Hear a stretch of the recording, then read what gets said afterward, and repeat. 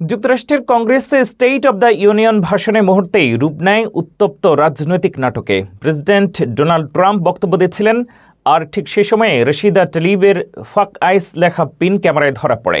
সামাজিক মাধ্যমে শুরু হয় তীব্র প্রতিক্রিয়া ও বিতর্কের ঝড়। একই মঞ্চে ইলহাম ওমরের সঙ্গে উত্তপ্ত বাক্য বিনিময়ও পরিস্থিতিকে আরও নাটকীয় করে তোলে।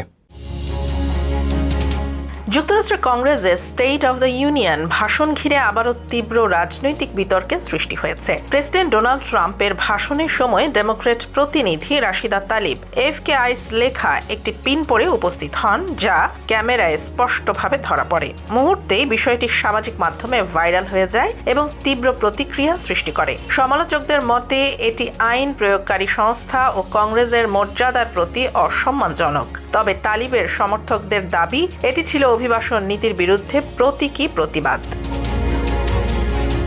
ভাষণের সময় মিনেসোটার কংগ্রেসম্যান ইলহান ওমরের সঙ্গে ট্রাম্পের উত্তপ্ত বাক্য বিনিময়ও ঘটে।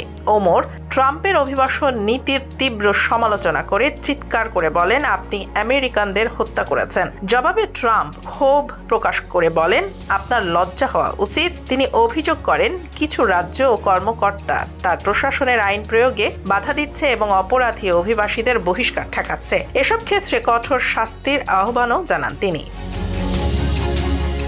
একই অনুষ্ঠানে ট্রাম্প নিউ ইয়র্কের মেয়র জোহরান মামদানি এর নাম উল্লেখ করে তাকে ভালো মানুষ কিন্তু খারাপ নীতির সমর্থক বলে মন্তব্য করেন। এতে নতুন করে রাজনৈতিক বিতর্ক তৈরি হয়।